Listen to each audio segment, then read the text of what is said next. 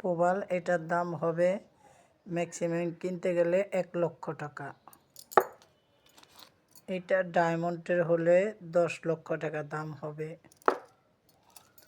এটাও 10,00,000 টাকা দাম হবে। এটা 50,000 টাকা দাম হবে। এটা 500 টাকা দাম হবে। আর এটি কিনতে গেলে একটা 1,000 2,000 টাকা দাম হবে। বুঝতে পেরেছেন?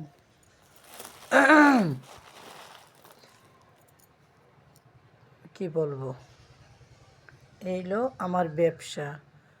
আমি 20 কোটি মানুষের ভিতরে, বাংলাদেশের ভিতরে 1,00,000 লোকও নাই। আর মেয়েদের ভিতরে 20 কোটি মানুষের ভিতরে আমার ধারণা হয়তো 10-20 জন লোক আছে বাংলাদেশে স্টোন ব্যবসার ভিতরে। এর ভিতরে 20 কোটি লোকের ভিতরে আল্লাহ পাক সম্মান দিছে আমাকেও।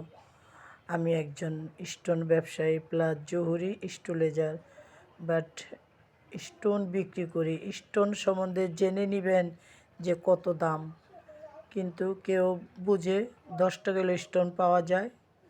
একটা স্টোনের দাম নর্মালভাবে 5-6 লাখ টাকা, কিন্তু 5-6 লাখ টাকা কি সবাই আংটি পরতে পারে?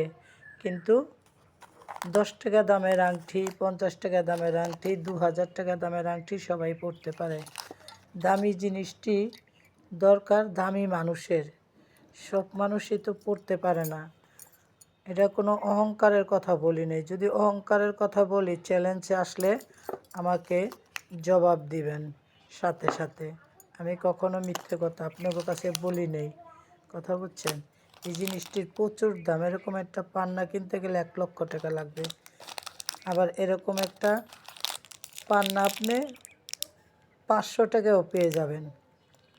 একই জিনিস দেখতে, কিন্তু ডিফারেন্সটা আল্লাহ পাক আলাদা বানাইছে। ঠিক মানুষও এরকম, একই মানুষ, কেউ কোটি টাকা কামাচ্ছে, কেউ 50 টাকা কামাতে পারছে না। আমাকে একটা মহিলা যোগ্যতার কথা বলছিল, একটু বলুন আমার কি যোগ্যতাটা নেই।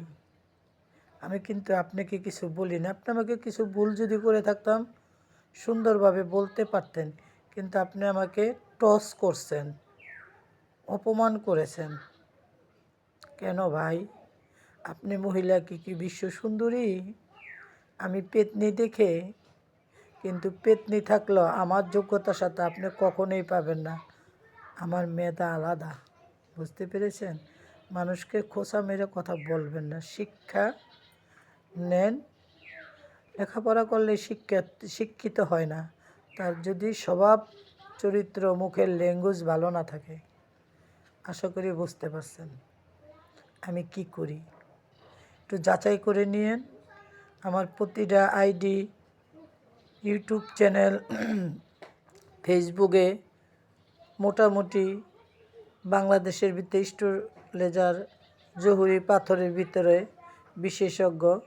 ফেসবুকে দেখতে পারবেন আমার পেজ খুললে আমার কত ধরনের স্টোন, আপনার মাথা নষ্ট হয়ে যাবে। কিন্তু এটা মাইন্ড করেন না, এটা সবাই বুঝবেন না। এটি রাজা বাদশাহ আমির, বড় বড় শিক্ষিত, বড় বড় অফিসার, বড় বড় লোকেরা বুঝবো। সাধারণত মানুষ তো ভাতেই খেতে পাই না আমরা, আবার এইসব নিয়ে ঘাটাঘাটি করবো কেমনে? তারপরে যাদের মেধা আছে সেই ভিক্ষুক হইলেও বুঝবে। আশা করি কথাটা বুঝতে পারছেন। ভালো থাকেন সবাই, দোয়া করি। ভুল হলে ক্ষমার চোখে দেখবেন। আমি কিন্তু